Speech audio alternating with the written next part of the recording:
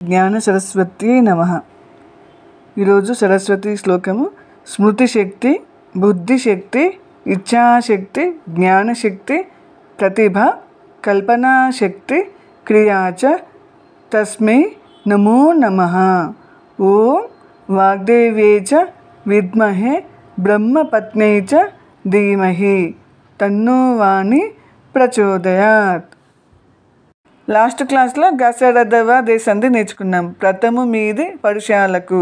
పరుషాలు అంటే అక్కడ చెప్పాను కాచాటాతప అని. ప్రథము అంటే అక్కడ డుమువులు, పరుషాలు అంటే కాచాటాతపాలకు ఏమైంది అక్కడ గసడదవాలు వచ్చాయి. ఇక్కడ ఏంటి సరళ దేశ సంధిలో దూత ప్రకృతికం మీది పరుషాలకు సరళాలు వస్తాయి. ఇక్కడ పరుషాలు అంటే ఏంటి కాచాటాతప అని నేర్చుకున్నాం మనం. సరళాలు అంటే ఇక్కడ గ జ డ ద బ వస్తాయి. ధృత ప్రకృతికం అంటే ఏంటో చూద్దాము. ధృతము అంటే ఏంటి పూచెను, చూచెన్, తినెను, చేసెన్ అంటే వీటిలో పదాల చివర ఉన్న ఈ నకారంను ను కానీ లేదా పొల్లుహల్లు ను వీటిని ధృతము అంటారు. ఈ ధృతంతో కలిగి ఉన్న పదాలను ధృత ప్రకృతికాలు అంటారు. ఉదాహరణ చూద్దాము. పూచెన్ ప్లస్ కలువలు. ఏమైంది అక్కడ పూచెను ప్లస్ గలువలు అయింది. అంటే ఇక్కడ పూచెన్ ప్లస్ కలువలు. అక్కడ ఏమొచ్చింది పూర్వస్వరంలో ఏమొచ్చింది పూచెన్ను ఉంది చివరి అక్షరము. పరస్వరంలో మొదటి అక్షరం ఏముంది క. అంటే పరుషం ఏంటి కాచ టతప. క అనేది వస్తే ఇక్కడ ఏమైంది పూచెను ప్లస్ గలువలు. అంటే ఇక్కడ పరుషం అనేది అక్కడ ఏమైంది గా లాగా మారింది. అంటే ఇక్కడ సరళం అంటే సరళాలు వస్తాయి గ జ డ ద బ. అంటే ఫస్ట్ ఇక్కడ ఏమొచ్చింది కాకు గా అనేది వచ్చింది. అంటే కలువలు అనేది గలువలుగా మారింది. నెక్స్ట్ చూడండి తోచెను ప్లస్ చుక్కలు. ఏమైంది తోచెను ప్లస్ చుక్కలుగా మారింది. అంటే ఇక్కడ పూర్వస్వరంలో ధృతం ఉంది, ను ఉంది. పరస్వరంలో ఏమొచ్చింది చా ఉంది. అంటే కా చ కా అయిపోయింది చ. పరుషాలు రెండవ అక్షరము చా వచ్చింది. సో దీనికి ఏమొచ్చింది ఇక్కడ ఏం మారింది ఇక్కడ పరస్వరంలో జూగా మారింది. అంటే ఏంటి ఇక్కడ సరళము. అంటే ధృత ప్రకృతిక మీద పరుషాక ఏమొచ్చింది సరళాలు వస్తాయి. అంటే ఇందాక మనము గా చూసాం, ఇప్పుడు ఏమొచ్చింది జా. అంటే చాకేమొస్తుంది ఇక్కడ జా అనేది వస్తుంది. నెక్స్ట్ చూడండి చేసెన్ ప్లస్ టక్కు. చేసెన్ plus duck. అంటే ఇక్కడ పూర్వస్వరంలో ను ధృతం ఉంది, పరస్వరంలో ఏముంది ట పరుషం ఉంది. ఇక్కడ ఏం మారింది చేసెన్ ప్లస్ డక్కు అంటే సరళం వచ్చింది. డా అనే సరళం అనేది వచ్చింది. నెక్స్ట్ చూడండి పాటిన్ ప్లస్ దప్ప. పాటిన్ ప్లస్ దప్పగా మారింది. అంటే పూర్వస్వరంలో చివరి అక్షరము ధృతము, పరస్వరంలో మొదటి అక్షరము పరుషం ఉంది. పరుషాలు ఏంటి క చ అయిపోయింది, టా అయిపోయింది. నెక్స్ట్ ఇక్కడ ఏముంది తా అనేది వచ్చింది. పరుషాల అక్షరం ఏంటి తా అనేది వచ్చింది. వస్తే ఇక్కడ ఏమైంది పాటిన్ ప్లస్ దప్ప. దా అనేది ఏంటి ఇక్కడ సరళము. అంటే దాలాగా మారింది. తా అనేది ఇక్కడ దాలాగా మారుతుంది. నెక్స్ట్ వడిన్ ప్లస్ బట్టి.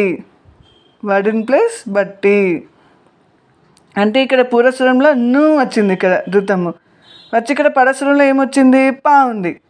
వచ్చినప్పుడు ఇక్కడ ఏం మారింది వడిన్ ప్లస్ బట్టి. అంటే ఇక్కడ సరళము. సరళం ఏమొచ్చింది బా అనేది వచ్చింది. అంటే ఇక్కడ పా అనేది బాలాగా మారింది. అంటే సూత్రం ప్రకారము అంటే ఇక్కడ ఏంటి పూర్వస్వరంలో చివరి అక్షరము ను పొల్లు అక్షరం కానీ లేదా ను కానీ వచ్చినప్పుడు పరస్వరంలో మొదటి అక్షరాలు ఏమొచ్చాయి కాచా టాతాపాలు పరుషాలు వచ్చినప్పుడు ఇక్కడ ఏమవుతుంది పరస్వరంలో గా జ డా దా బాలుగా మారుతాయి. అంటే సరళాలుగా ఆదేశంగా వస్తాయి అని ఇక్కడ సూత్రం ప్రకారము. అంటే ధృత ప్రకృతికానికి కా పరమైతే గాగా, చా పరమైతే జాలాగా. చా అంటే చా అనేది జాలాగా, టా పరమైతే టా అనేది డాలాగా, తా పరమైతే దాలాగా. అంటే తాకు దా వస్తుంది, పాకు బాలాగా మారుతుంది. ఇక్కడ పూచెన్ ప్లస్ కల్లువలు ఏమైంది, పూచెన్ ప్లస్ గల్లువలుగా మారింది. తోచెన్ ప్లస్ చుక్కలు, తోచెన్ ప్లస్ జుక్కలుగా మారింది. చేసిన ప్లస్ తక్కు, చేసిన ప్లస్ దక్కు వచ్చింది. పాటిన్ ప్లస్ తప్ప, పాటిన్ ప్లస్ దప్ప. వడిన్ ప్లస్ పట్టి, వడిన్ ప్లస్ బట్టి లాగా మారుతాయి. అంటే క గ చ జ టాకు డాలాగా, తాకు దాలాగా, పాకు బాలాగా ఆదేశంగా వస్తాయి. సూత్రం ఏమిటంటే ఆదేశ సరళానికి ముందున్న ధృతానికి బిందు సంశ్లేషలు విభాషగా వస్తాయి. బిందు అంటే సున్నా కానీ అరసున్నా కానీ రావడం. ఆదేశ సరళం అంటే వ్యాకరణ కార్యంతో వచ్చిన గజ దాదాబాలు. అంటే ఇప్పటి వరకు ఆ పై సందులను మనం విడదీసినప్పుడు వచ్చిన వాటికి ఈ విధంగా అంటే పూచెన్ ప్లస్ కలువలు అంటే పూచెన్ గలువలు అని వచ్చింది. ఆ పూచెన్ గలువలకు ఏమొస్తుందంటే అన్ను ఉంది కదా, అన్ను బదులుగా సున్నా వచ్చి చేరుతుంది. ఇక్కడ సున్నా కానీ అరసున్నా కానీ వచ్చినప్పుడు సున్నా వస్తే పూచెన్ గలువలు అవుతుంది. అరసున్నా వచ్చినప్పుడు ఏమవుతుంది, పూచెన్ గలువలుగా మారుతుంది. అంటే ఆ ధృతం బదులుగా సున్నా కానీ అరసున్నా కానీ వస్తాయి. నెక్స్ట్ సంశ్లేష అంటే మీది హల్లుతో కూడటం. ఇక్కడ సంశ్లేష అంటే పూచెన్ గల్వలు ఉంది కదా, ఆ నాకు గా అనేది గా అనే హల్లు ఒత్తుగా చేరి ఏమవుతుందంటే పూచెన్ గల్వలుగా మారుతుంది. నెక్స్ట్ జెషన్ ప్లస్ జూచి అంటే అక్కడ ఏమైంది, జెషన్ జూచి నా అనే ధృతానికి జా అనే హల్లు ఒత్తుగా చేరి అప్పుడు జెషన్ జూచిగా అవుతుంది. నెక్స్ట్ వడిన్ బట్టి, వడిన్ బట్టి అంటే నా ధృతానికి బా అనే హల్లు ఒత్తుగా చేరి అప్పుడు ఏమవుతుంది, వడిన్ బట్టిగా అవుతుంది. అంటే సంశ్లేష అంటే మీది హల్లుతో వస్తుంది అన్నట్టు.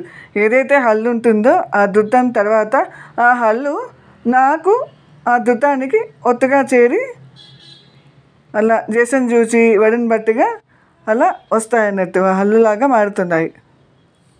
అంటే రెండవ సూత్రం ప్రకారము మొదటి సూత్రం వచ్చిన ఆ గాజాదాద వ్యాకరణ దానికి ఆ సంధికి బిందు అంటే సున్నా కానీ అరసున్నా కానీ వచ్చి చేరుతుంది. ధృతానికి బదులుగా సున్నా కానీ అరసున్నా కానీ వస్తాయి. అలాగే సంశ్లేష అంటే ఆ ధృతానికి పక్కనున్న హల్లు ఒత్తుగా చేరుతుంది, ఒత్తుగా చేరిన పదంగా మారిపోతాయి.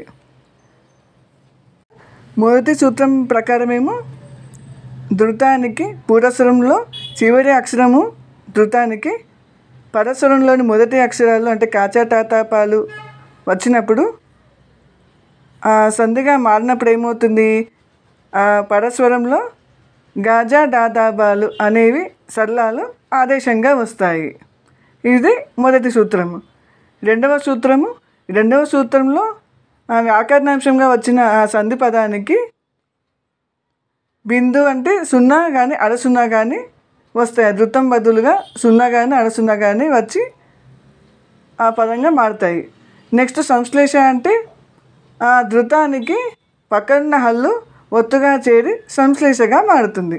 అంతే, ఏం లేదు, సింపుల్గా అర్థమైంది కదా. అంటే సంధి సూత్రం ప్రకారం ఫస్ట్ సంధి సూత్రం రావాలి. సంధి సూత్రం ప్రకారము పూర్వస్వరంలో చివరి అక్షరం ఏమొస్తుంది, పరస్వరంలో మొదటి అక్షరము ఏమొస్తుంది, సంధిగా మారినప్పుడు అక్కడ ఏమొస్తుంది, ఈ మూడింటిని గుర్తుంచుకున్నట్లే సంధి సూత్రము ఈ మూడింటిని ఎక్కడెక్కడ ఎలా చేంజ్ అవుతున్నాయి మనం కరెక్ట్గా గుర్తించినట్లయితే మనం పరీక్షలో ఆ సంధి ఈజీగా మనం కనిపెట్టవచ్చు, ఆ సంధి సూత్రాన్ని ఈజీగా మనము రాయవచ్చు.